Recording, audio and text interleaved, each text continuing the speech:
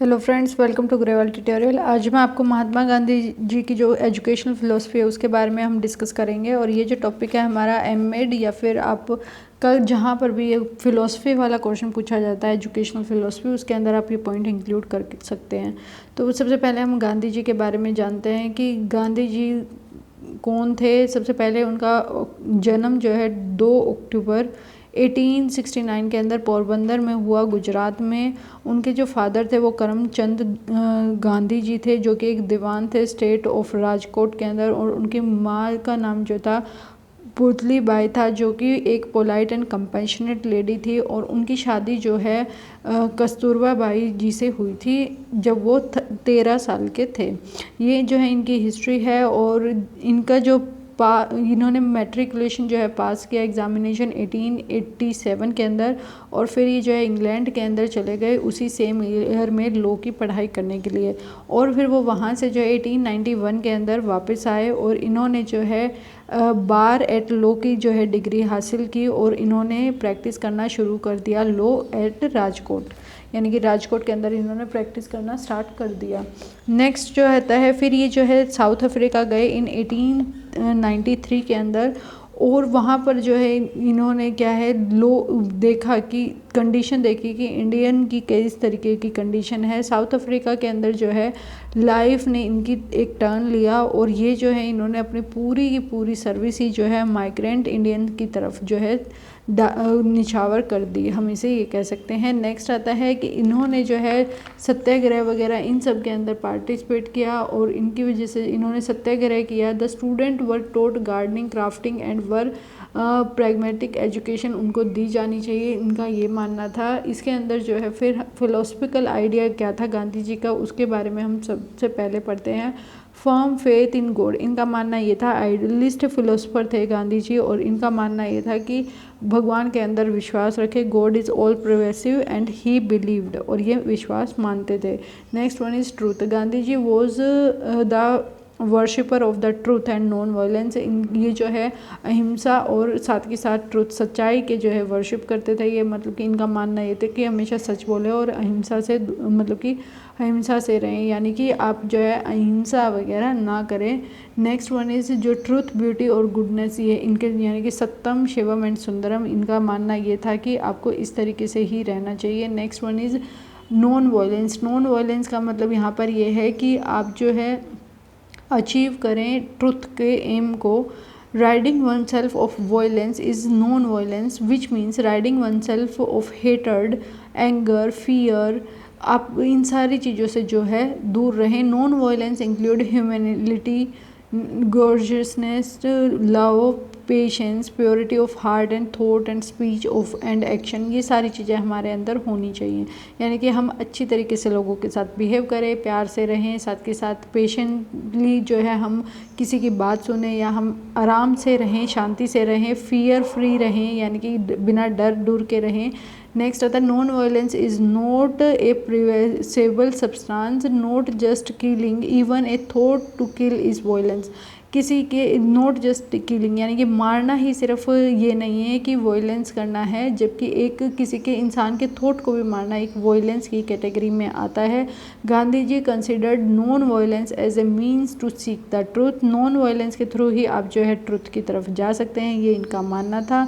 Satyagraha, Satyagraha is the practical use of non violence, non violence का use किया गया यहाँ पर सत्याग्रह के अंदर। ये एक तरीके से प्रैक्टिकल वे से उन्होंने जो है अप्लाई कर दिया इस नॉन वायलेंस को। This is a way of getting justice by suffering oneself rather than inflicting suffering on others, यानी कि अपने आप को सफ़र करें, ना कि दूसरों को सफ़र कराएं वो चीज़, और उसके थ्रू जो है आप अपनी जस्टिस को हासिल करें।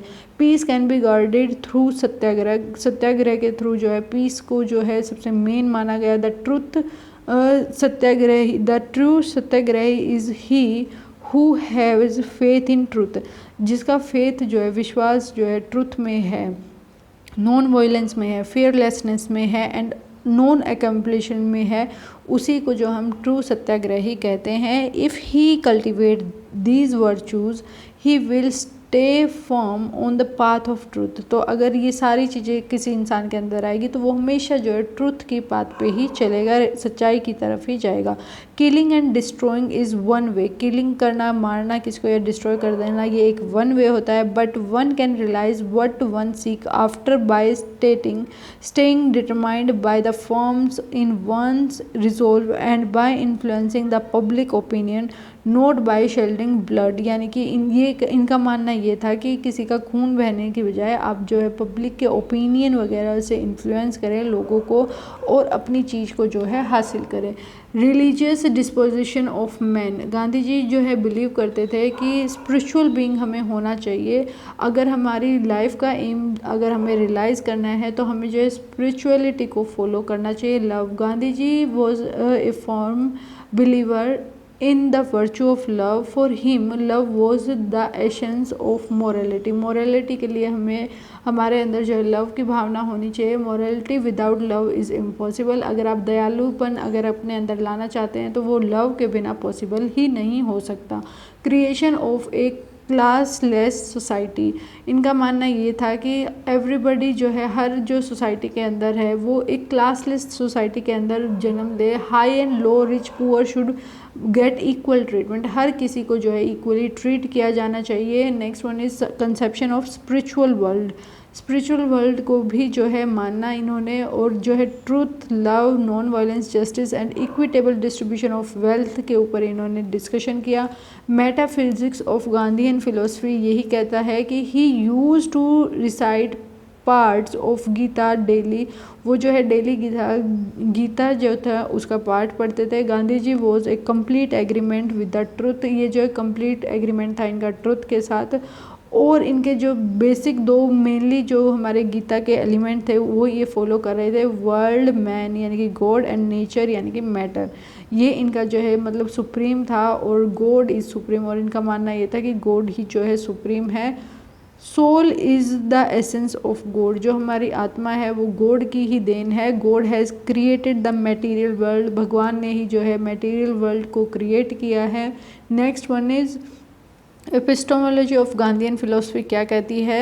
नॉलेज को जो है दो पार्ट के अंदर डिवाइड किया गया है। एक होता है मटेरियल नॉलेज, एक होता है स्पिरिचुअल नॉलेज। मटेरियल नॉलेज जो है रिलेट होती है ह्यूमन लाइफ से, यानी कि जो हमारे आसपास चीज़ें चल रही है, सोशल, इकोनॉमिक, पॉलिटिकल। जबकि स्पिरिचुअल नॉलेज जो है वो हमारे जो है क्रिएटर के द्वारा यानी कि क्रिएट की जाती है। और हमारा जो सोल है और गॉड है ये उनके बीच की होती है। यानी कि नॉलेज हम हमारे सोल के बारे में, भगवान के बारे में जानना, उसको हम स्पिरिचुअल नॉलेज कहते हैं।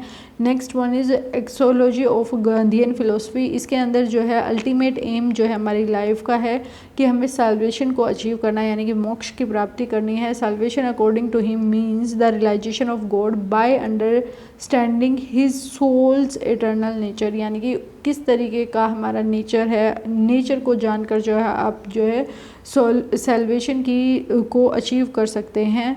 Next one is Gandhiji's philosophy. Gandhiji's philosophy ने जो है डिफाइन किया, keep in mind the metaphysics and epistemology and axiology of the Gandhian philosophy. The concept of Gandhiji's spiritual world based on the metaphysics of his philosophy, the epistemology of his philosophy and exology of his philosophy can be explained as follow। यानी कि ये जो हमारी philosophies हैं, metaphysics, epistemology और एक्सोलॉजी, इनके through जो है हमें गांधी जी की जो फिलोसफी है उसके बारे में हम पता लगा पाए। गांधी जी बिलीव करते थे मटेरियल वर्ल्ड जो है वो एक रियल वर्ल्ड है। He believe that soul is the spirit. Soul जो है हमारी आत्मा है और spirit of God. He can believe that God is a creator of world. इनका मानना था कि भगवान ने ही जो है वर्ल्ड को क्रिएट किया है। ही these views proves the fact that the ultimate aim of life is to realize the God। Ultimate aim जो है हमारी ज़िंदगी का यही है कि गॉड को रियलाइज़ करना, साथ के साथ और पाथ को फॉलो करना जो कि रिलीजियस हो, डिवोशन हो और thoughts through the right conduct, और सही कंडक्ट के थ्रू हम इन चीज़ों को अचीव करें। Basic principle of philosophy of Gandhi ji, इनके फिलोसफी के बेसिक प्रिंसिपल क्या थे। This world is created by God, इनका मानना था कि गॉड ने ही इस संसार को क्रिएट किया है। Soul is the essence of God, हमारी जो आत्मा है वो सबसे इम्पोर्टेंट है गॉड के लिए, गॉड की मतलब की देन है। Next is empirical world is real, जो हमारे एम्पेरिकल वर्ल्ड है, मटेरियल वर्ल्ड है, वो रियल है। Man is the noblest creation of the God, man जो है सबसे कीमती क्रिएशन है गॉड की। Man's development is confirmed by his action, man की जो डेवलपमेंट होगी वो जो काम करेगा उससे होगी। The ultimate aim of life is self realisation, जो अल्टीमेट हमारा एम होगा वो अपने आप को जानना होगा। Next one is worship of God is the prerequisite of self realisation, भगवान की पूजा जो है हमें एक सेल्फ रियलाइजेशन की तरफ लेकर जाएगी। The real form of worship is service of Mankind, यानी कि रियल फॉर्म की वर्शिप हम कह सकते हैं कि मैनकाइंड अच्छे तरीके से रहे। ChaSTE conduct is necessary for the man welfare, ChaSTE जो कंडक्ट है वो बहुत ज़रूरी है मैन के वेलफेयर के लिए।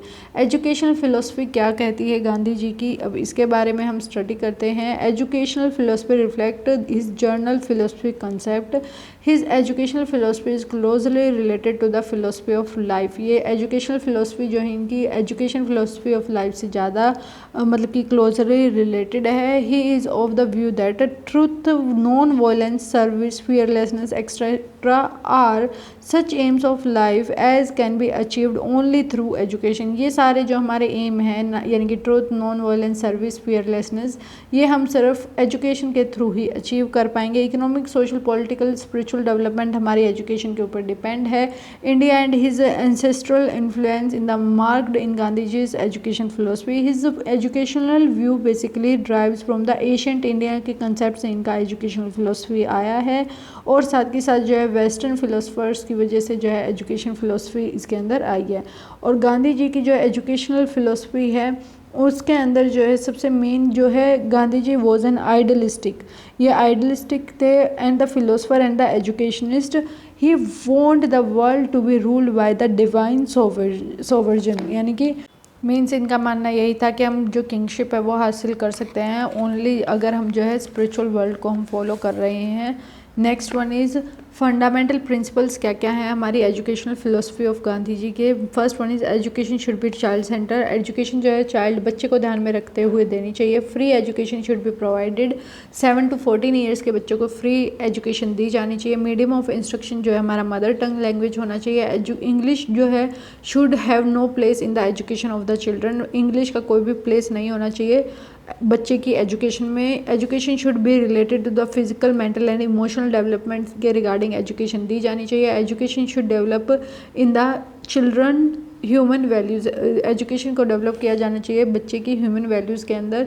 All education should be based on some industrial vocations, हमारी जो इंडस्ट्री वोकेशन यानी कि हमें जो स्किल्स वगैरह रिक्वायर हैं उनसे रिलेटेड हमारी एजुकेशन होनी चाहिए। Child should be trend in handicraft, बच्चे को जो है हैंडीक्राफ्ट के अंदर ट्रेंड कर देना चाहिए ताकि वो इकोनॉमिकली सेल्फ रिलायंट हो। नेक्स्ट आता है education should be such as will make the child self dependent and self reliant in order to earn his livelihood. Next आता है meaning of education, Gandhi ji के अकॉर्डिंग जो है education develop the whole man, education ही पूरे इंसान को बनाती है। By the whole man implies the balanced development of the 4 aspect of the personality, यहाँ पे होल मैन का मतलब ये है कि हमारी body, mind, heart and soul सारी चीज़ों की ओवरऑल डेवलपमेंट जो है हमारी एजुकेशन से ही होती है। True education is that expressed and inspire the child spiritual, mental and physical power, true education वही होगी जिसके अंदर बच्चे की को इंस्पिरेशन मिलती है, वो एक्सप्रेस कर सकता है अपने spiritual, mental and physical powers को। एम क्या था एजुकेशन का, अल्टीमेट एम था और एक इमीडिएट एम था।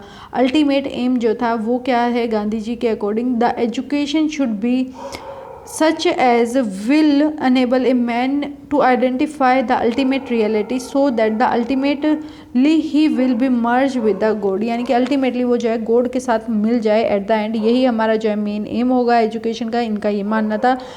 इमीडिएट एम क्या है? इमीडिएट एम यानी कि वोकेशनल एम, जैसे कि वोकेशनली मतलब कि डेवलपमेंट की जाए, स्किल्स वगैरह को डेवलप करना, ये हमारा एजुकेशन का मेन हो सकता है। Harmonious development of the personality, हमारी पर्सनैलिटी को डेवलप करने के लिए, यानी कि हम शांति से जो है अपनी पर्सनैलिटी, मतलब हमारी ऐसे ही हो, हमारा स्वभाव ऐसा हो कि हम पीसफुली रह पाएँ। Next one is cultural aim जो है गांधी जी का, उन्होंने अपने थॉट के अंदर एक्सप्रेस किया कि उनका बिहेवियर वगैरह कल्चरल फाउंडेशन जो है सबसे मेन होता है, और एक इंसान किस तरीके से बिहेव करता है वो हमारे कल्चर के ऊपर ही डिपेंड रहता है। मोरल एम ये था कि गांधी जी का मेन यही था कि डेवलप किया जाना चाहिए, बच्चे का कैरेक्टर बिल्डिंग होनी चाहिए, साथ के साथ जो है मोरली जो है बच्चा अच्छे से बिहेव करता हो। लिबरलाइजेशन एम होना चाहिए हमारी एजुकेशन का, यानी कि फ्रीडम फ्रॉम बॉन्डेज, यानी कि हम किसी बंधन में ना बंधे हों, ये भी एक हमारा मेन एम होना चाहिए एजुकेशन का। नेक्स्ट आता है लेटेंट परफेक्शन, यानी कि हमारी जो अचीवमेंट वगैरह हैं वो एकदम से हम एजुकेशन के थ्रू जो है अचीव कर पाएँ। ऑल मटेरियल और स्पिरिचुअल नॉलेज हम जो है गेन कर पाएँ। सेल्फ रिलायंट होना चाहिए, महात्मा गांधी जी के अकॉर्डिंग जो एजुकेशन का एम जो है वो सेल्फ रिलायंट होना चाहिए, खुद को जानना होना चाहिए। नेक्स्ट आता है रिलीजियस डेवलपमेंट, यानी कि जो हमारी रिलीजियस डेवलपमेंट है वो एक कॉम्प्लीमेंट्री है, यानी कि साइड बाय साइड चलती रहेगी अगर हम एजुकेशन लेंगे, तो ये भी एक इंपॉर्टेंट है। Develop of faith in one's own self, अपने अंदर खुद के अंदर विश्वास रखना भी एक ये हमारा एम हो सकता है एजुकेशन का। तो एजुकेशन के दो एम होते हैं, एक अल्टीमेट एम यानी कि जो हमें गॉड की तरफ लेकर जाएगा, और एक इमीडिएट एम होता है जैसे कि हमारे वोकेशनल एम हो गया, harmonious aim, cultural aim, moral aim, liberalisation aim, latent perfection, self reliance, religious development, development in the faith in oneself, ये सारे हमारे एम हैं।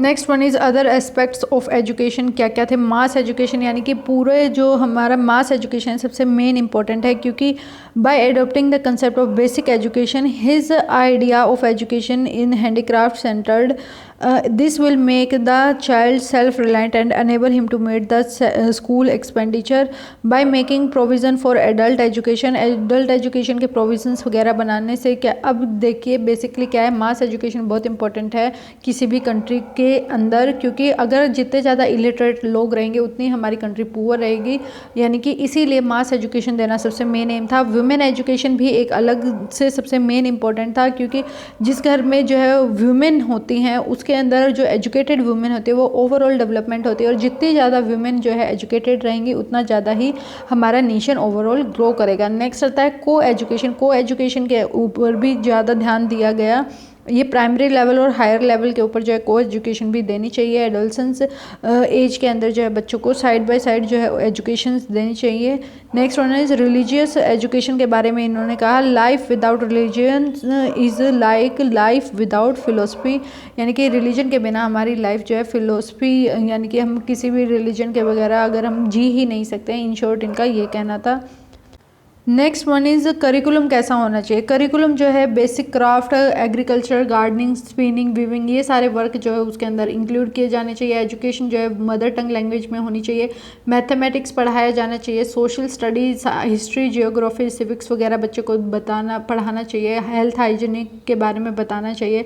Journal science, natural study, physical science, biology, geology, botany, astronomy, material culture, इन सब के बारे में बच्चों को पढ़ाना चाहिए। ड्राइंग वगैरह, म्यूज़िक वगैरह, इस तरीके से हमें जो है करिकुलम के अंदर ये सारी चीज़ें इंक्लूड होनी चाहिए। जो करिकुलम होता है वो फुलफिल करना चाहिए हमारे मटेरियल और सोशल नीड को, इस तरीके का हमारा करिकुलम होना चाहिए।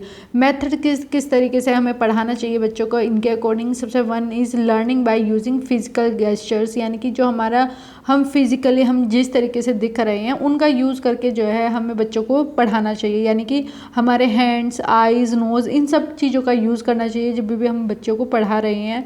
साथ के साथ जब भी हम मतलब कि करके दिखाना चाहिए। लर्निंग बाय डूइंग नेक्स्ट हमारा मेथड है। इसके अंदर बेसिकली अगर आप हैंडीक्राफ्ट के रिगार्डिंग अगर कोई नॉलेज बच्चों को देना चाह रहे हैं तो पहले आप बच्चों को करके दिखाएं, फिर वो जो बच्चा है उस चीज़ को करेगा, दोहराएगा, रिपीट करेगा, और वो एक तरीके से एक परमानेंट इंप्रेशन बच्चे के ऊपर आएगा। Next is learning by correlation. Correlation का यहाँ पर मतलब है कि एक चीज़ को दूसरी चीज़ के साथ रिलेट करके आप जो है बच्चों को सिखाएं। नेक्स्ट हमारा जो मेथड आता है learning by hearing, reading and action, यानी कि बच्चों को जो है आप सुना कर या रीड करा कर या एक्शंस के थ्रू जो है बच्चों को काम कराएं, यानी कि hearing, thinking and and remembering जो है इनका मानना था कि ये मेथड को फॉलो करना चाहिए, सुनना, फिर सोचना और फिर याद करना। Next one is learning by experiment. Learning by experiment के अंदर ही मतलब कि बच्चों को जो है एक्सपेरिमेंट करके दिखाना चाहिए, साथ के साथ जो है उनसे भी एक्सपेरिमेंट जो है कराना चाहिए, कोई भी प्रॉब्लम वगैरह है उसको सॉल्व करके दिखाना चाहिए। नेक्स्ट वन इज़ इंटीग्रेशन के थ्रू, यानी कि थ्योरेटिकल नॉलेज को प्रैक्टिकल नॉलेज के साथ इंटीग्रेट जोड़ देना और उसके थ्रू जो है बच्चों को नॉलेज देना, ये भी हमारा जो है एक टीचिंग मेथड है। Next one is teacher. यहाँ पर क्या है, in this plan of education Gandhi ji has given great importance to the teacher. Teacher को सबसे ज़्यादा ग्रेट इंपॉर्टेंस दी गई। टीचर को जो है एक तरीके से फ्रेंड, फिलोसफर और एक हेल्पर माना गया बच्चे के लिए। और जब भी आप जो है टीचर का मतलब कि बेस्ट यही था कि बच्चे के अंदर बेस्ट फाइंड आउट करना और जो भी उनके अंदर नॉलेज है, जो कि दबी हुई नॉलेज है, उसको जो है फाइंड आउट करना। और जो है टीचर का मेन एम ये था कि बच्चों को अच्छी तरीके से रियल टेक्स्ट बुक का मीनिंग समझाना चाहिए। Next one is child. Child के अंदर यहाँ पर जो है गांधी जी से that the student must cultivate good character. बच्चे को जो है एक अच्छा कैरेक्टर बिल्ड करना चाहिए। For what is education without character, यानी कि अगर आप बच्चा अच्छा कैरेक्टर नहीं बिल्ड कर रहा तो एजुकेशन का कोई मायने नहीं रखा जाएगा, यानी कि दे आर क्लोजली रिलेटेड। हमारा कैरेक्टर और एजुकेशन जो है एक दूसरे से बहुत ज़्यादा ही रिलेटेड है। इन्होंने कहा कि ब्रह्मचर्या को फॉलो करना चाहिए बच्चे को, ताकि वो अच्छे तरीके से एक अच्छा बिहेवियर जो है अपने अंदर डेवलप कर पाए। Disciplined, polite, peaceful, non violent बच्चा अपने आप को बना पाए। Next one is school. School के अंदर यहाँ पर जो है मिनी कम्युनिटीज़ के अंदर स्कूल्स वगैरह खोले जाने चाहिए, इनका ये मानना था। अलग से हैंडीक्राफ्ट स्कूल्स वगैरह को जो है बनाना चाहिए। Next one is discipline. Discipline भी एक सबसे मोस्ट इम्पॉर्टेंट है और यहाँ पर जो है डिसिप्लिन कंसिडर किया गया है, बहुत ज़्यादा इम्पोर्टेंट, वैल्यूएबल माना गया है। गांधी जी ने कहा है कि लिव इन डिसिप्लिन्ड लाइफ, यानी कि आप जो एक अच्छी डिसिप्लिन्ड लाइफ जिएँ। Therefore he consider discipline to be the necessary part of education. और इन्होंने डिसिप्लिन को जो है एक बहुत इंपॉर्टेंट पार्ट माना गया है। ये जो है पनिशमेंट वगैरह के खिलाफ हैं, लेकिन जो है डिसिप्लिन बहुत ज़्यादा इंपॉर्टेंट इन्होंने माना है।